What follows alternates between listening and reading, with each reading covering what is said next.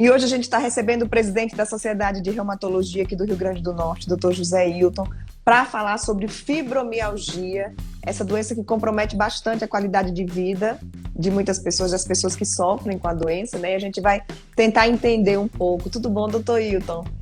Tudo bem, boa tarde. Doutor Hilton, o que é a fibromialgia, né? E quais são os fatores que predispõem o surgimento dessa doença? Então, a fibromialgia, ela é uma doença crônica, tá? Que ela não tem uma causa definida, certo? Não existe um fator específico que causa fibromialgia. Agora a gente já sabe que existem diversas situações que podem contribuir para o surgimento dela, né? Então, existe já evidência de fatores genéticos, hereditários, né? Então, é muito frequente o paciente que tem fibromialgia, ele tem uma mãe que tem sintomas parecidos, já tem uma tia, tem irmã, então essa questão de hereditariedade é bem prevalente, é bem forte. E existem outros fatores associados, né, dos hábitos, né? Por exemplo, aqueles indivíduos que têm uma baixa frequência de atividade física, pessoas que não dormem bem, pessoas que têm um perfil mais ansioso, com depressão, é muito frequente em pacientes com depressão, transtornos de ansiedade. Então, esses fatores são que a gente encontra mais, né, no paciente com fibromialgia. Quais são os sintomas da fibromialgia? A fibromialgia, o sintoma principal é a dor. E essa dor é uma dor que normalmente é uma dor já crônica, ou seja, que já dura mais de 3 meses, e ela é generalizada normalmente, né? O indivíduo normalmente ele cita que só não dói o fio do cabelo, dói o corpo inteiro, né? Não poupa uma região sequer do corpo, né? Então a gente chama de dor difusa ou dor generalizada. É a grande característica da dor do paciente fibromialgia. Só que ele não tem só dor. Junto da dor, ele tem outros sintomas, como dificuldade para dormir. Então, eles reclamam de muita insônia, dificuldade de concentração, esquecimento, fadiga. A fadiga é muito frequente. Então, eles se cansam facilmente, não toleram exercícios de grande intensidade. São pessoas que muitas vezes têm sintomas intestinais muito frequentemente, diarreia, intestino preso, dores de cabeça. Então, é uma síndrome, a fibromialgia. Ela não tem só um sintoma, tem a dor e diversos outros sintomas associados.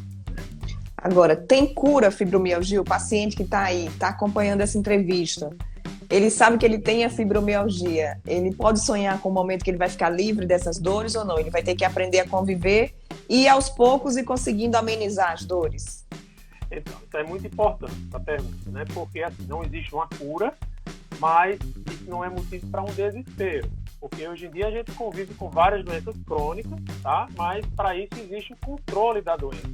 Existe a educação do paciente, ele se educar e aprender o que tem, e saber de uma evolução, que essa doença tem uma evolução benigna, ela não vai matar, ela não vai deixar sequelas, e ela tem um controle com tratamento medicamentoso, diversas outras formas de terapia, de mudança de hábitos, e ele vai viver a vida dele normal, ele vai trabalhar, ele vai fazer sua atividade física, ter seus momentos de lazer, né? Mas a cura em si ela não existe, né? Vão ter períodos de piora, períodos de melhora, né? Mas a tendência e o objetivo do tratamento é fazer com que ele tenha a maior parte da vida dele a doença sob controle, que ele consiga ter uma boa qualidade de vida. Certo. E com relação ao diagnóstico, doutor Hilton, o que é que você destacaria? Como é que é feito esse diagnóstico? Tem algum exame que possa mostrar que esse paciente ele tem fibromialgia?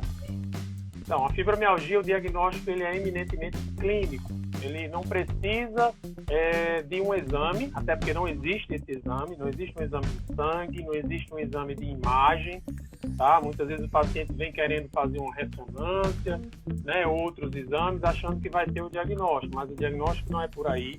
É a partir de uma boa entrevista, né, que o médico faz com o paciente, né, que a gente chama de anamnese. Então, entrevistando, escutando esse paciente e examinando, né, examinando as articulações, fazendo um exame geral do paciente. A gente consegue afastar outras possibilidades de doença, né? E a gente fica com o diagnóstico da fibromialgia, na maioria das vezes, clinicamente. Na consulta médica, o médico consegue dar esse diagnóstico. Alguns casos podem gerar dúvida, tá? Pode existir algum sinal de alerta, que a gente chama, que possa sugerir outra doença mais grave, aí o médico pode solicitar outros exames para afastar essas outras possibilidades, tá? Mas na maioria das vezes o diagnóstico é clínico. E o tratamento? Como é que é o tratamento da fibromialgia? É um tratamento complexo, porque não é apenas tomar um remédio e achar que vai ter a melhora. Tá? Envolve uma série de questões. Depende muito do paciente, muito mais do paciente do que do médico. Primeiro, ele precisa entender o que ele tem, compreender, né, por que é que ele sente tanta dor. Né? Então, o médico tem que explicar, tem que educar o paciente quanto a isso. Senão ele vai ficar numa loucura atrás de diversos especialistas, atrás de diversas alternativas de tratamento, e é importante a educação do paciente. Tá?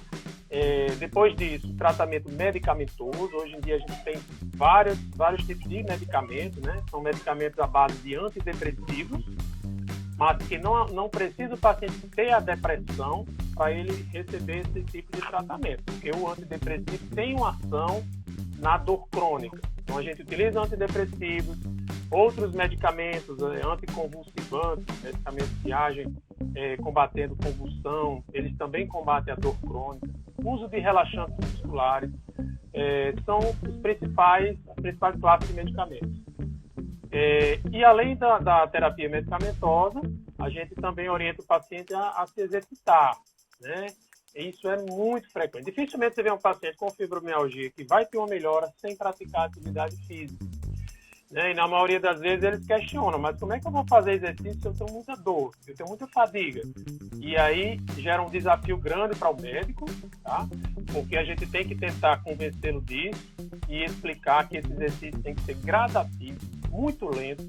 Tá? Não adianta ele querer chegar numa academia e fazer o que os outros estão fazendo. Tá? Tem que ser com pouca carga, né? Tem que ter muita paciência quanto a isso. Então, exercício físico, medicação, educação do paciente, higiene do sono. Então, esse paciente, ele precisa dormir bem. Né? Normalmente, o paciente que não dorme bem, ele já tem um grau de tensão grande, tem muita dor, não dorme bem. Quando você não dorme bem, você acorda muito dolorido, normalmente, mesmo sem ter a fibromialgia. Imagine tendo essa doença. Então, a gente orienta questões básicas, né, do sono. Né? Então, a gente incentiva leituras, né? Evitar o uso do celular naquelas horas ou minutos antes de dormir, evitar o uso da TV no quarto. Tá? Então, ambientes mais calmos, né, no momento de dormir, ajuda bastante. Evitar o sono do dia, né? Tem pacientes que costumam dormir de tarde, né? Então de noite já fica difícil.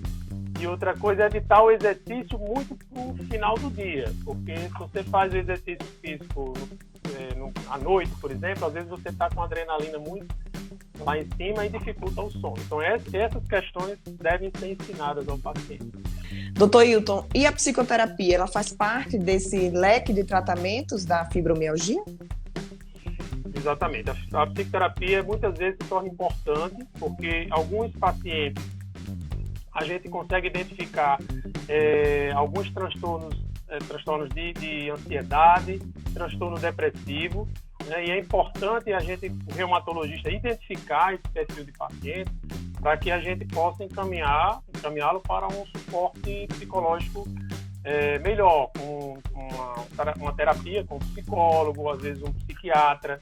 Então é importante esse trabalho em conjunto com esses profissionais. Né? Então ela se torna fundamental nesse grupo de pacientes.